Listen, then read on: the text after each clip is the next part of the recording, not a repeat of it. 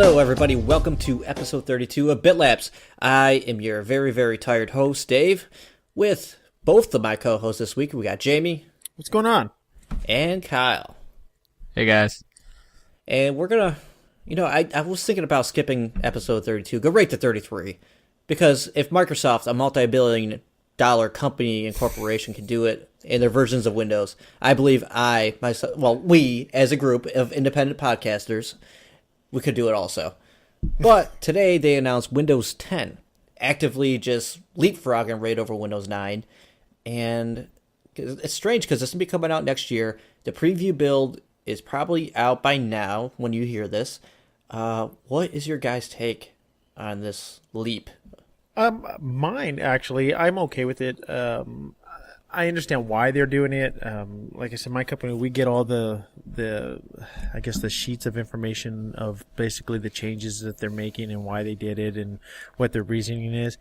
And, there was such a huge leap between, or basically what they've stated was that it was a huge difference. And from what I've seen from the preview of Windows 10, it's a huge change. It really is. There is a huge change in the operating system from going from Windows 7 and then going to 8 and then trying to patch and calling it 9.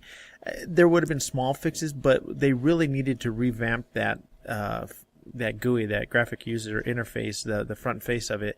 And what they basically did is they took everybody's complaints and fixed them. And if you get a chance, go take a look at it. They've done a really, I would say, a pretty decent job. It still has a lot of flaws in it,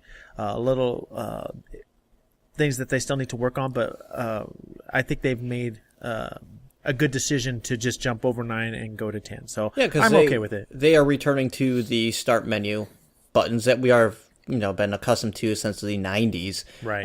It's a little bit more customizable. And yeah. I think the biggest change is they are making Windows 10 the OS for all their products. Right. So they're all going to intermingle, and it's all branded the same thing. So it's no longer Windows Phone, it's Windows 10. Right. It's just going to be straight across the board. Yes. It's going to be Surface Pro, phones, PC, laptops. It's all going to be the same platform straight across. And I know, Jamie, you were a Windows 8 early adopter. I was. And have you heard anything? Because at first there were rumors that when Windows 9 came out, it would be free for Windows 8 users. There was actually a knowledge base sheet that came out through Microsoft saying that it was funny. Funny that you mentioned that. About a week ago, 2 weeks ago, they stated that there was going to be an update and that it was going to be Windows 9 and that we would actually get it for free, those who were early adopters of Windows 8. And I think a week and a half later, which was this week, they said, "Oh, screw it. We're going to Windows 10. You're not going to get Windows 9." I don't know if we're still going to get the free change. I highly doubt that. Yeah, there's been rumors that they might actually just not charge for this new update for anybody. I think that would be nice. I mean, anybody so who's it'd be Windows 8, yeah. Kind of like the way Mac does stuff. If you already bought one license for Windows, then you should be able to upgrade infinitely, unless you buy like a new PC where you need a new license and stuff like that. That would be an awesome move in that direction for, as a whole, get a better view of the actual company. Kyle, you're about to say something? Yeah, would that just be for 8, or would that would be for 7? That, like the rumor would be, operating system. Saying you already bought your license for Windows 7 on your laptop. That means you're entitled to every update. As long as you own an active Windows registration ID, you should be able to update. And like I said, that is just a rumor. It might be just what people want. I would like that. Maybe. Yeah, but that would be very friendly. Mm-hmm. Yeah, and I think that makes sense, though. I mean, to go ahead and do something like that to continue to keep charging people for the new operating systems, especially nowadays, it would almost be ridiculous because it's usually only like an $80 upgrade if you already own a copy of Windows, correct? Well, it varied, but yeah, it was always cheaper than buying a full version of it. If you bought the upgrade version, it was like you paid I don't know. I think it's usually less than $100. Yeah. Kind of like the basic version of whatever they're trying to Right. sell, which that means they would still get their licensing fees whenever they sold it to like Dell or HP, or I don't even know if HP is still around or not. But Yeah. if they will still be getting their $400, $500 a copy per PC. It's just, I don't know how they'll control it, but hopefully that's what they do. Well, businesses like my company, we buy just full machines. So like you're talking about HP, it comes preloaded with with the current operating system that's already on there. So all the licensing is already done. That's built into the price of purchasing each PC that you buy. So they're still making I would say a buttload of money or a boatload of money in that sense, because they're not really losing money. I would say the only places that they really tend to kind of maybe lose a little bit of money is just personal use. People try to hack them. I mean, they're always trying to hack operating systems, because people doesn't want to pay that huge price tag for the latest and greatest version. So yeah, it actually costs Microsoft probably more money to keep these operating systems up to date so that they aren't hacked. Right. Which is kind of crazy in the grand scheme of things. Now, the big question is, since we are a lot more into gaming, how does Windows 10 actually is going to affect gaming at all? It will affect gaming. Right now, what they are working on is I don't know how they explained it, or the way that they explained it was just basically they're trying to make it just like how it's all one platform. They're going to try to put everything they can for game-wise with DirectX 10, the latest drivers for all that, and they're supposed to constantly keep that updated with the new platforms that are going to be out, plus exactly with all the new drivers, with all the different types of hardware that's out there. So they're going to try to kind of, like I said, just make it an all-in-one, all-inclusive, it's a done deal type of package deal, which, ultimately that's what they've always been striving for. But I think now this is with the Windows 10 ability, they're going to be able to hit that platform. I think it'll be, with everything being straight across the board, they won't have any issues. Right, that would be really good for a consumer base, because especially if you have a Windows phone, like I know a few people actually do, just a few people, but right. It's good to see the company moving into a direction finally where they're bringing all their products together underneath one umbrella and just making them centralized on Windows 10. At some point, and I guarantee you, they'll probably end up going to where all the hardware stuff, kind of like what Mac does, they're all going to have it implemented directly into a monitor, and it'll be just a done deal. That's what I think will end up happening later on down the road with Microsoft. That means that they would be getting into the hardware. Yeah. I think if they went into the hardware, which they have notoriously failed in the past, especially with the Surface Pros. Yeah. I'm still surprised those are being built today, and I don't think those will be lasting for much longer, even though they are a very impressive piece of technology. Well, they're actually keeping up with the Air Max. They're actually doing almost better than is it the Mac Airs? What they call them? They're actually keeping up with them. Well, that's the thing, though. You can't really compare it to a Mac Air, since Surface Pros aren't really a laptop. They're more of a tablet, a multi-purpose tablet. Right. Yeah, those Surfaces, they look nice to me. I'm not in the market right now to buy a tablet, but if I was, I'd actually go for the Surface. It looks really appealing to me. Yeah, the only problem is to get all the bells and whistles like I'm sure you would want, so it actually is like a laptop when you want it to be. Then you're paying over $500. Oh no, you're paying more than that. Oh, yeah, they look at least $500. Yeah. Dude, I was looking at them today. I was in the interest of wanting to buy one. It's $1,500 for a i7 256. Yeah, but you're looking at the top of the line. No, that's not the top. That's we're talking middle. about entry level, where it is a Surface Pro. Entry level is $1,000. No, I don't believe that at all. Go look it up. I will look it up afterwards. That's bad. Maybe once I get you guys talking on something. Actually, I'll probably get you guys talking on the Destiny drama, so let's move some topics while I look this up in the background. But anyways, the most interesting story of Destiny has been the development cycle of it and not what is actually put into the game. It has come out recently that there was a lot of digression within the company. The higher-ups didn't know what the game was going to be, whether it was going to be accessible to everybody or it was going to be a very epic space story, kind of like a Mass Effect deal.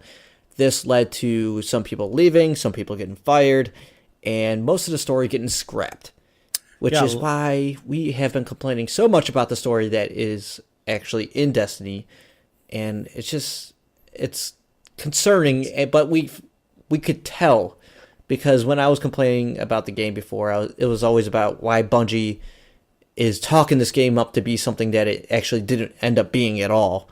Right. And now it kind of all makes sense. It's going like full circle. It's explaining itself finally, why and what happened to this game during development. Yeah, it was pretty much a tough development part when they were a lot of the team versus upper management were basically arguing and fighting about basically what this game was going to be. Was it going to be a full blown MMO, Mass Effect type of full story lore? And that's what they were basically fighting about. Was it going to be that, or was it just going to be something very simplistic? Well, up at the powers of B, basically said, no, we're going to make this not a full-blown story. We're going to make this very accessible, very easygoing, less story type of game, which what ended up happening from that point on was that they fired their lead writer to the game, or not. Well, I don't think they didn't fire him. He left. Yeah, it was Marty, the actual soundtrack composer, that was actually let go. Right, and at the same time, which is kind of weird how all this stuff just kind of occurred. Yeah, at the same point. So didn't they take him, like, he made music for the game, and after he made music, they just like gave him the boot? Yeah, they let him go. Yeah, and he was actually going to, I believe, sue them for wrongful termination or something? Termination, yes, that's the word I was looking for. Thank you. That's pretty screwed up, though. Yeah, that's why that soundtrack is still so very good, because that is Marty's touch on that. Well, and you just, obviously, the music itself and playing, when you get into certain battles, you hear the music get intensified, and it just kind of ramps you up. That's what was kind of one of the big things that I really enjoyed about Destiny, and I'm still playing it. Like you, Dave, you're done with it. You've actually got the raid, and you're just kind of ready I didn't actually beat the raid either. I was like 2 bosses away from the but end. you were more than enough done. I mean, you literally... Yeah, it's to the point where, like, I don't think I talked about this last week. This might have happened before that. Uh-huh. I think so. I can't remember exactly. Yeah, because we did it on Wednesday night. So basically... Oh, the raid, yeah. Yes, the raid is what the rest of the game should have been. And unfortunately, there's like... The 10 hours of single-player campaign stuff is okay. Right. It's just that 50 to 60 hours of grinding and waiting for a random loot drop to get up to a level that is approachable to do the Vault Glass, that's unreasonable. And like the reason why I'm done with Destiny at this point is it seems like Bungie is tone deaf, and like they get rid of the loot cave and then said, well, we're going to fix the loot system afterwards. But until then, you're just going to have to do what you can. And then if you do have legendaries, when we fix the loot cave, or I mean not the loot cave, but the loot system, all those legendaries will be turned into blue engrams. Right. And then the legendary engrams will drop even less, which is crazy because right before recording, like me and Jamie rarely ever get a legendary engram in the first place. Right. So now that's going to be less of a chance for that. And right now, I'm just waiting to upgrade my equipment. And that means getting shards and ascendant energy and shards, which is just another grind fest. And I am just checking out. I'm sending it back to Gamefly until they can give me a reason why I should go back. And it has to be a really good reason at this point, because there's so many games coming out in the next couple of months. Yeah, and I don't disagree with you at all. I mean, I honestly, it's not a bad decision of why you're doing that. I mean, a lot of people are doing that too. They were really just kind of were disheartened by what they received from the game. They were expecting more story, more lore, and it just it failed. It flopped. And more content in general, because there's really not that much content there if you look at the grand scheme of things. Right. Which, when that whole expansion pack and this Destiny drama was starting to come up, they were saying that when that story is scrapped, a lot of that was in like several zones or areas that were already into the game, so they just locked them off and said, well, we'll just flesh those out in expansion packs. Right. That's bad. It is. I think so. I think it was kind of, what they're doing. It's like, Kyle, you've been really into the whole game. I mean, you've played every aspect of the game, and I'm including the PvP part of the whole game. But he hasn't done the raid. No, he has not done the raid yet. But and I think maybe Dave, you and I are kind of that's what part we're lacking, because you and I have both said, you know what, we're just not. Actually, interested I did try the PvP, and I explained it in the last episode. That thing is right. It is a jumbled mess at this point where it's not balanced. They did put out a patch recently, if not gonna to be doing it, where they're actually going to make the scout rifles more damaging. And kind of reduce the range on the auto rifles, which would kind of fix the whole thing where scout rifles aren't even useful. Right. But at the same time, all the level design is very close quarters battle. Right. Well, what I was trying to get to is that basically, because Kyle's been doing all this stuff, I think he's been able to level a little bit quicker than us because he's been getting a lot of the Crucible marks, while you and I are basically dependent on either the Vanguard marks or the marks that we get from whatever group we decided to sign up with. So it's like it almost forces us to actually have to play that other part of the game versus, okay, instead of always grinding, give us the ability to be able to gain or upgrade our clothing or our helmet, whatever, just a little bit easier. Give us that ability. But it just seems like they really are forcing us to have to do that PvP side. Well, not even. Do that.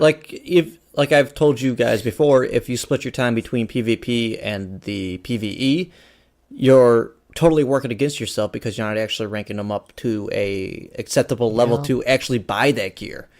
Because I spent like probably 5-6 hours on the PvP that one weekend, and I didn't even reach rank 1 of the Crucible stuff. Really? I've just been sticking to the faction. Yeah, like, for someone like you that does play a blend of both, you're better off going for the faction. Unless you're like me or Jamie, who are staying away from the PvP, we're probably better off just sticking with the Vanguard. Yeah, see, and I had screwed myself because I thought I was going to pick a faction and go. So I kept wearing this faction belt, and I got crap. I got nothing.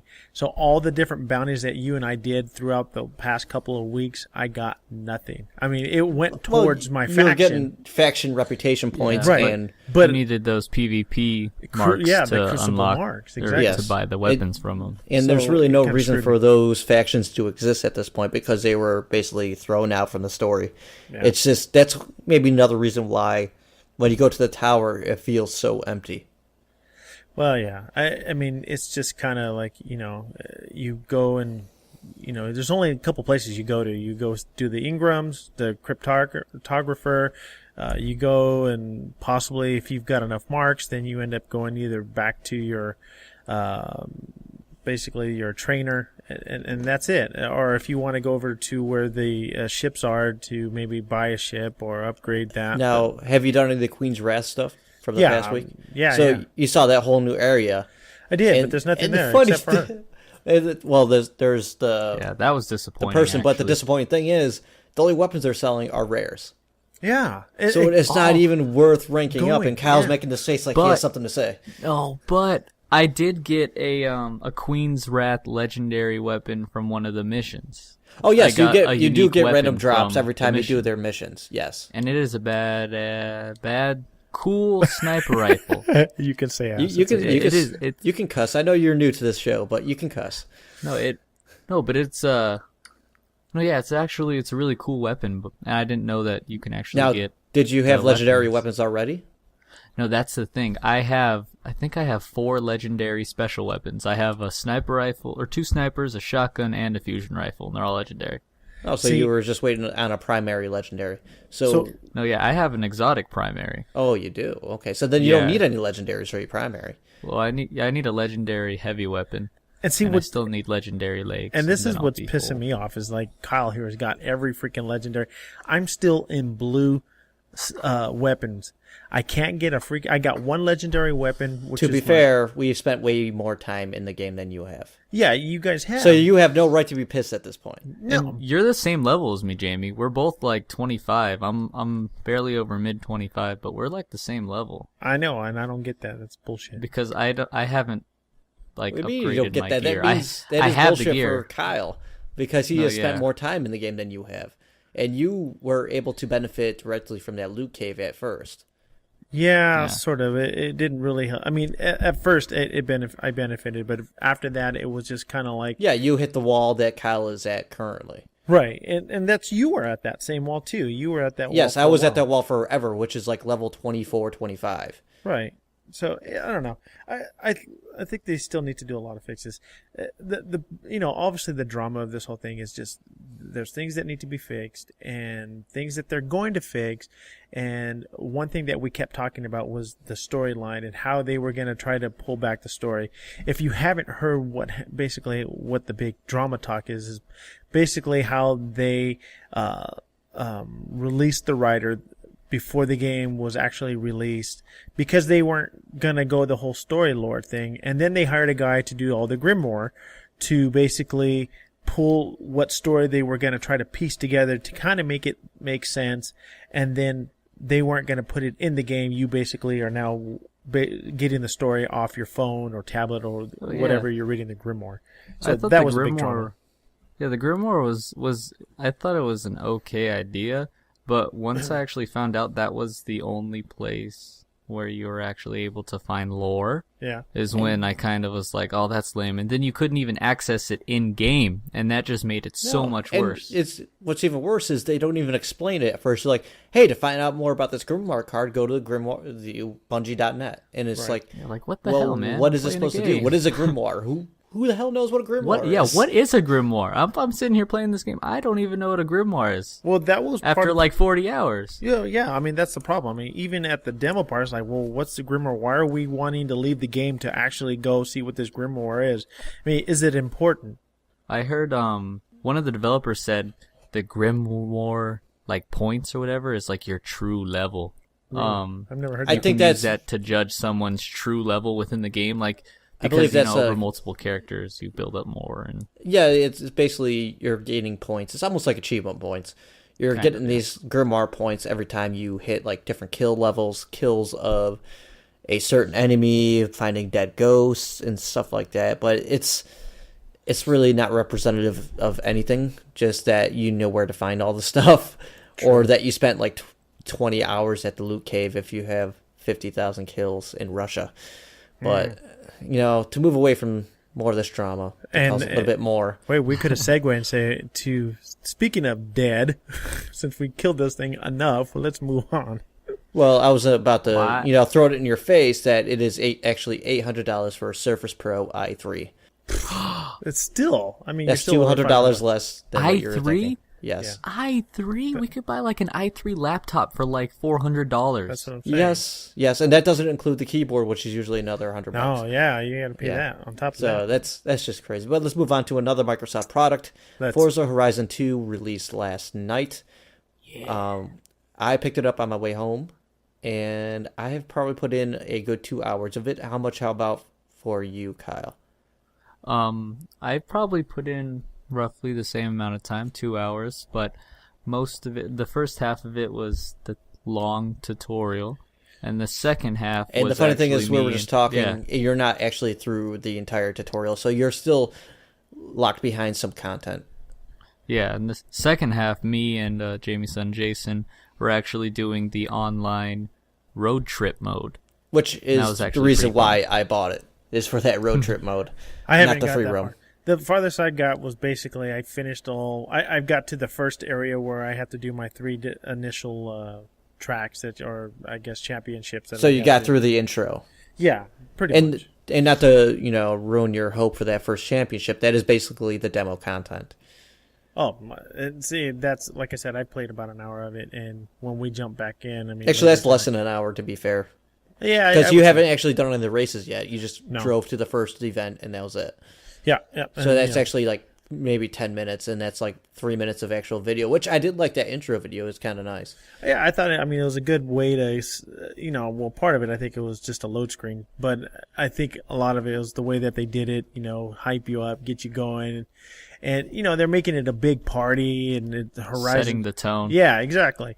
So it was definitely kind of cool to see that. And you know what? I really like the radio music that they actually have on there. I like the Pulse. I like Pulse. You don't like any of it? No, because it feels like all that music is exactly the same, and it's just it is starting to get annoying.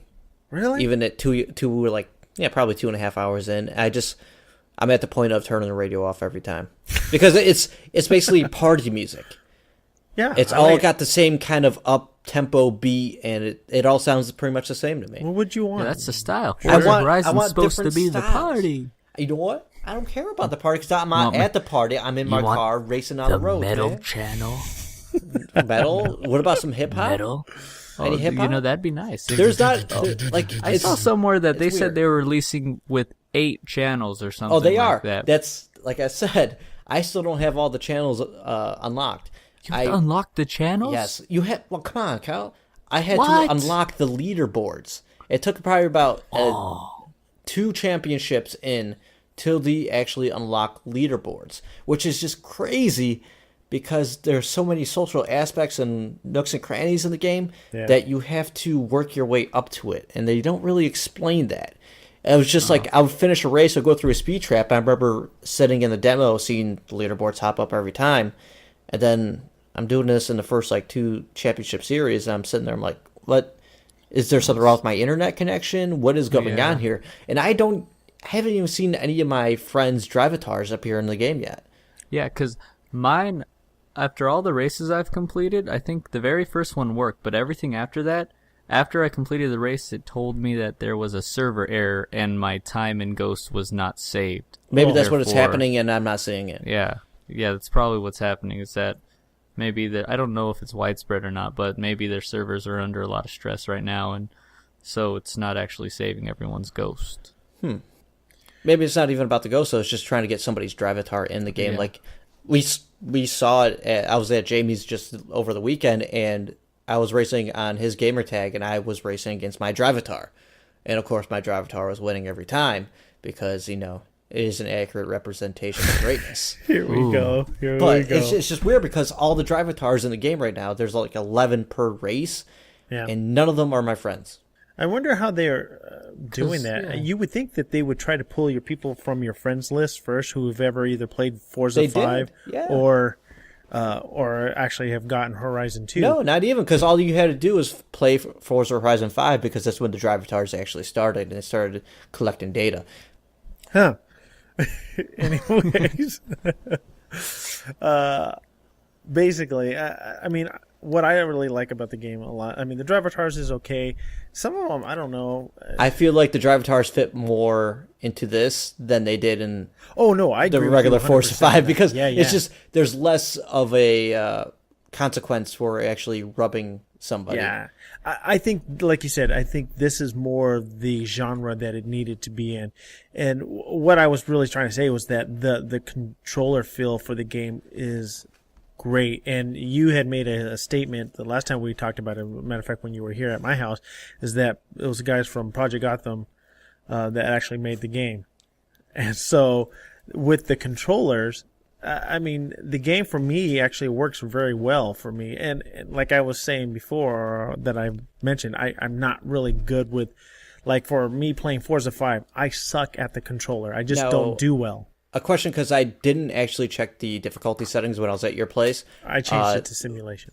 The steering, you changed it to simulation? Yeah, I changed it all. Because, that first race or right to go to that new area, you get that option to change it all. And I changed everything to simulation. Yeah. And I think I did turn on ABS, though. But besides that... Oh, yeah. Like, I kept on some assists, like I believe I kept the ABS on and the traction control, because most cars in this day and age all have that system. Yeah. Do you guys have the road assist on? You know what I'm saying? The racing line? Yeah, the lines. Oh, that's gross. I don't like that. The only thing I do have on is the brake line. Just because I'm still getting used to it. I will turn it off. You should definitely turn that off, because I found, even when I was at your place, that I was kind of relying on that too much, and it was actually a lot slower. Oh, okay. So you're better off looking, down at the mini map every now and then, because it's actually a better representation of what's coming up for you as opposed to that line where it's just a rough estimate of what you should be doing. Another thing, I'm curious, did you guys have a BMW, a Supra, and I forget what the third option was for your beginning cars? It was a Camaro SS. Yes. Yeah, it was okay, an old school one. So y'all, okay. I'm guessing, Kyle, you went with the Supra. Jamie, I'm guessing you went with the Supra also. Wow. I went with the Supra. Went with the BMW. You know me. Well, high five, Jamie, for the BMW choice. I knew Kyle was going to go for that Supra because we were just looking at Supras the other night on eBay Motors. But anyways, like, you might be complaining a little bit on the game, but I'm actually enjoying it so far. No, and then me too. It's just it takes a little bit to get everything unlocked. I only have probably 6 of the radio stations unlocked, and that's after 3 championship series. And I have just created. Yeah, I just created the car club. So if you guys get to that point, look up BitLapse. There's a space in between Bit and Lapse, and join the club, because we will probably be very active in this. There are leaderboards for weekly progress. So the more XP you gain through the week, the higher you tier up within the club. Yeah. And I guess there's different rewards based on what tier you fall into at the end of the week. Well, so it's kind of cool to see that. I was talking. Is that all accessible, like, within the game itself? Yes. Oh, take notes, Destiny. Yeah, speaking of which, Bungie. the Forza reward system, you no longer have to go to the website. They actually have a small app that is on Xbox One now too. Yeah. It's called the Forza Hub. Oh, I gotta do that too. Yeah, well, you'll probably see it in the menu system, and then go, oh, I can go to Forza Rewards now, and then you'll download this small little app that you can actually redeem your rewards and all that fun stuff. There's another thing that you guys haven't gotten yet. You probably haven't gotten to the car meets, correct? No, I haven't been there yet. So basically the way the car meets go is you drive to this parking lot, you pull in. At first, it acts like matchmaking, but you just have drivatars in there with you. Then eventually it'll pull in more people, and it'll be like 12 cars all lined up. You can look at the cars, look at their designs, or you can do a showdown, which, yeah, you're making weird faces because you don't know why I'm excited about it yet. So basically, the first one I did, there was me in my A-Class BMW, there was somebody in an S-Class car, and somebody in a C-Class car. So naturally, you would think that would not be a fun race. But what Horizon 2 does is it gives that C-Class car a certain amount of a head start. Oh, that'll be cool. So then the A-Class car rolls off, and then the S-Class car would roll off a little bit after that. That way, it's still a race to the finish, and I ended up winning by probably 2 or 3 seconds, but I was just killing the guy anyway. So it was just cool how they are throwing these balances in that we would have done in Forza 5. Right. Just to have a little bit more competition with each other. Yeah. I was actually really surprised by that. Well, and again, this being our initial impression of the game, I mean, what would you say? You're pretty happy with the game so far? Yeah, I actually bought this game as opposed to renting it. I haven't even touched the multiplayer, which is why I wanted the game in the first place. Right. But, I have to work up and get my stable of cars ready. As you know, I am known to do. And I haven't seen how much money they're going to give me for my previous Forza play yet. That's going to be on there too, right? So when... Yes, you have to, just like you usually do, you'd have to go to the Forza Hub or ForzaMotorsport.net and hit redeem. I haven't seen those rewards come over into my game yet. And I haven't even redeemed my Lamborghini Superleggera code from GameStop yet either. Neither have I. And, it's just, I don't feel like I need that advantage with that Superleggera code. So I might just actually give that away at some point. Oh, how nice of you. And it is also nice for GameStop to let me know that I'm guaranteed $40 credit when I trade Forza Horizon 2 in the same day that I just bought it. So I lose $20. My GameStop, it says within 30 days of release. If I turn it in within 30 days of release, I get 10/29/14. Dude, that's tempting, honestly. $40, that's like that tempting because you may as well go tempting to me, man. You go get a GameFly subscription for $16 a month. You save yourself $4. Or you just buy it digitally. I can go and then you're sell. screwed and you're stuck with it. I can sell my Forza and I can get like the next Pokemon game in full. Like what? What? Oh god, you kids and your Pokemon. It's gonna be the end of the world. It's good. Speaking of thinking that things are the end of the world, I never thought that consoles would be the most used machines for streaming video in households. And that was a sample rate of 10,000 homes, which is kind of crazy. You know, we kind of take advantage of or take it for granted whenever like Microsoft or Sony came out and said, yeah, this machine's going to have Netflix. Right. Because we kind of expect it just to be there. Well, you know, for me, honestly, I didn't think it. I thought it really was a no-brainer. I really thought. I mean, well, I thought maybe iPads would be a higher install base right now because that's what my mom watches Netflix on. No, well, I mean, I'm sure there's a good percentage of people who use iPads or even I mean, if you want to even go further than that, laptops or even their phones. But I mean, what is the main device that most homes have? I mean, besides the TV, everybody's gonna have some type of console, whether it's a PlayStation, whether it's an Xbox One, and you can shake your head no all you want, but honestly, I think that's what it is in regards to why people are actually streaming, because everybody has one. I think, anyways. It was a huge. What was the number? I can't remember the number. It was a huge number of percentage of how many people had consoles. Well, just from the sample group, it was 10,000 houses, and they were saying like 64% were all using their consoles to stream. And that's just that huge install base of last gen with, even the Wii's, Xbox 360s, and PlayStation 3s that pretty much almost every household has, which is kind of crazy.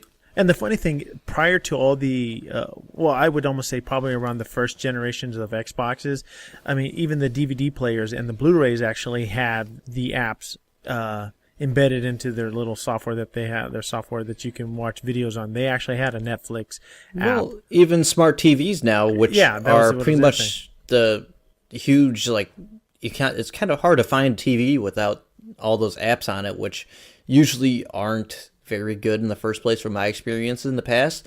I've heard that they have actually gotten better lately, but I don't know. Maybe it's just because you're sitting there and it's easier because you already have the console on, so you just switch it over. Yeah, we have a smart TV that has a Netflix app, and it's actually the same exact app that's on the Xbox One for Netflix. Like, they work the exact same, they look the exact same. Yeah, that was Netflix's they're kind of doing like the Microsoft Windows 10 thing where they're trying to make their app be the same thing on every platform, which isn't very good for these smart TVs that don't have enough memory. And they're basically just like an Android OS running on these things with very limited amount of memory. Yeah, and it just doesn't work. It's they're slow. all slow. Yeah, it's slower than my phone right now. My phone is extremely slow. Speaking of slow, it has taken a while. Well, actually not that bad. Hearthstone, there has been talks of another expansion coming with more than 100 cards and teasing possible new modes. Unfortunately for me, their last balancing update, I'm using heavy quotation marks around balancing, has kind of ruined my game for me. Well, I mean, you were upset because they nerfed a lot of the cards. Not a lot. They nerfed every reason to be a hunter. No, not really, because if you really take the time with the new Naxxramas cards that you got, you can implement those cards and get rid of them. But I never got those cards because I only played maybe 3 rounds of it, and I was kind of like, that's it. Well, the diehard people, and I haven't played it, but because I saw the cards, a lot of those cards that you play, like, what was it, the Hounds or the Wolves? The only cards I play. Yeah, you played the combination I came up with. And I didn't look on the websites or any of that stuff. I like, hey, that makes a really good combination. I started using it, right? And I wasn't actually seeing people use it at the time, so I was actually kind of excited that I found my own way into that. Well, and it worked. The Unleash the Hounds, right? The Buzzards, which both of them have been completely nerfed, and now they cost a lot more. So instead of being like turn 4 or 5 where I can start drawing cards and have a bunch of hounds out there, it takes until like turn 6 or 7, which at that point it's not even worth it because the other person should have something out already that could destroy those things in one turn. which was already a threat at the beginning. Right. I don't know. I've been playing it a little bit, and it's been a while since I played, but what they are basically saying with this new expansion coming out, they're basically coming out with a lot more new cards and what they're going to do to basically try to keep the game more balanced. There a lot of concern is, or what basically their concern is that they don't want to basically do a lot of cards and actually end up having problems like kind of what Magic the Gathering's having, that certain cards that are just basically overpowered or then eventually get outlawed. Right, and like that's almost what they're all the trying to Magic do. cards I had from my middle school era, Yeah. is pretty much all outlawed at this point. Oh yeah, I mean I can think of two of them off the top of my head. Black Lotus was one of them that was. Oh, Black Lotus was like one of the first cards that got outlawed. Yeah, I mean you could not use that card in tournament play or any other type of events. So I mean that's Pokemon's the same.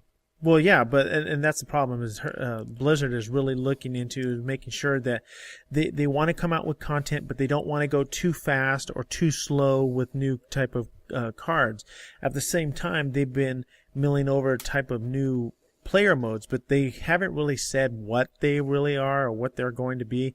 They've just been milling over and talking about different ideas on the different types of modes that they're going to try to add to the game. But which means, which kind of makes sense because last week they did cancel Project Titan. So now there's an influx of talent that wants to help out on these smaller projects and that might bring fresh ideas and fresh takes on the game. And you know what's funny? Even though, I mean, I don't know how big their group is, but the fact that they keep calling it a small group that's working on it, I'm telling you, man, Blizzard puts out superb product every time. I can't think of any game that's not doing well that they've owned.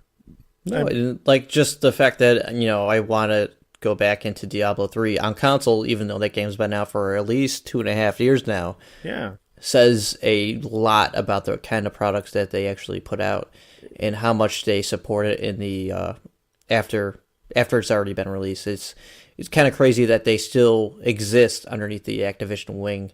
That's right. And it's, Blizzard takes their time with the stuff, especially with Hearthstone. And they've, like I said, the director or the developer who's running that team, he's just saying, he says, we don't want to go too fast. We don't want to go too slow where we keep talking about it. We talk with our, excuse me.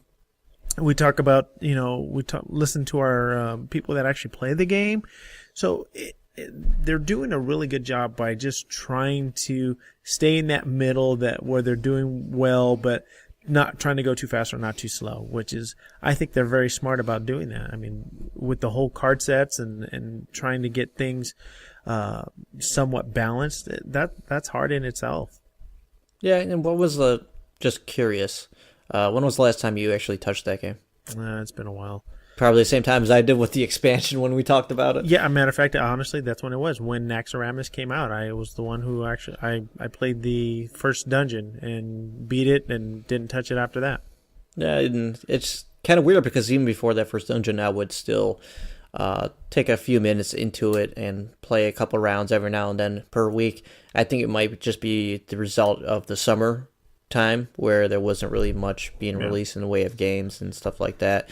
And Kyle, what about you? You never were around when we were talking about Hearthstone in the past. What do you think about the game and its current progress? Yeah, I would have jumped in a bit more, but I actually haven't had much experience with Hearthstone. I mean, I probably played a total of 2 hours with it. I enjoyed it somewhat, it kept me there, but I didn't really have a desire to go back. I didn't actually get all into it. Now, why wasn't there a desire there? Is there something they could have done to keep your attention longer than that 2 hours? I can tell you why it wasn't Pokemon. Well, I can tell you why, because it was only 2 players like you.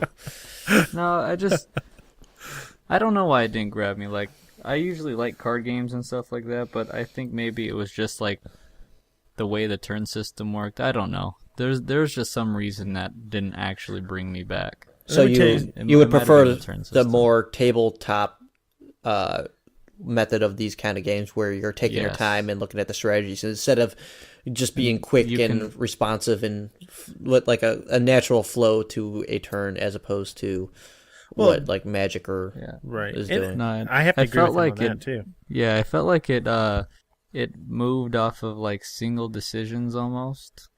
Well, there Like- wasn't really much. At face value, there's a lot of Yes. just single things, but like Yeah. for the decks that I was playing, once you start getting more into it and starting to see what these other cards are, you start seeing Building combos. like you start building combos. You see what cards would work well with each other, and then you have to start setting stuff up. Like a lot of times with my hunter deck, I'd be waiting until turn 4 or 5 to actually get any creatures out. So it would be more beneficial if I was playing with Jamie if he had creatures that just went out really quick. But at the same time, I had to balance that same deck out to the point where I have to kill anything that actually does come out. He really does like the. I mean, if you ever play, I should have had you play him while you were here. If you ever see his real true Pokemon cards he have, I mean, it's these killer decks. I mean, Kyle actually really gets into those, and he really sets up really massive killing decks. I mean, he killed me instantaneously. I couldn't even do anything. Well, was horrible. obviously, you're too old to play Pokemon card games. Actually, I bought a whole set. I was actually playing. I mean, Well, buying it and No, there's playing some it deep are strategy totally in different this stuff, things. man. Yeah. Oh yeah, I There believe it. is. It's I'm like, just like any card game, obviously. I'm just Well, ragging not on any Jamie card because of game, his but- age. Shut up. My age is fine. You're aged out of Pokemon, Jamie. Just admit it. I don't want it. Actually, it just intrigued me. I don't play it. I don't play it much. I mean, if Kyle came over, I would probably play up against him. But I'm like Kyle. I like the process that it goes into basically having to build a deck and trying to get, like, even with Hearthstone, you get those combinations or you get those set of cards that work well together, hand in hand, what have you, back and forth, and really makes it a satisfying win when you can actually put a deck together that basically stops your opponent from actually doing damage or stops them from bringing out creatures or whatever the case may be. That in it to me is just a great sense of reward of being you've built a great deck.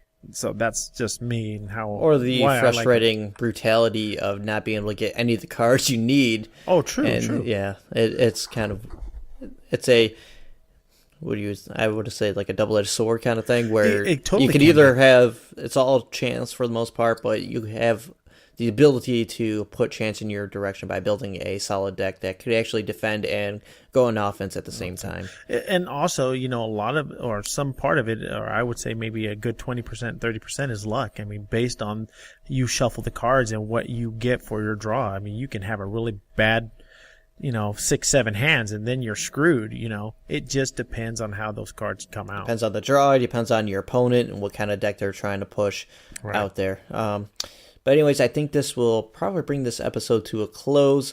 So you can visit us at bitlapse.com. We have links to the podcast, YouTube videos, streams, everything that you might want, except for just regular pictures of Jamie sitting there in his LA Dodger hat like I see him now. You can get to me on Twitter at David2Sly. And you can get me at JamieS7474. You could find me at high with 2 eyes _ voltage. Yeah, next time just say HII_voltage. It just fine. It just sounds better than 2 eyes. Hi. Okay. Hi, I. Sorry. That makes no sense, Jamie. And I'm keeping that in there so everybody knows how corny you actually are. But anyways, thanks for joining Welcome us. to Jamie. Welcome to Jamie. 2.0. No, this is like 1.03765. 8.1. Beta. Yeah. But anyways, thanks for joining us, and we hopefully will get your ears again in the next episode. Thanks a lot. Thanks a lot, guys.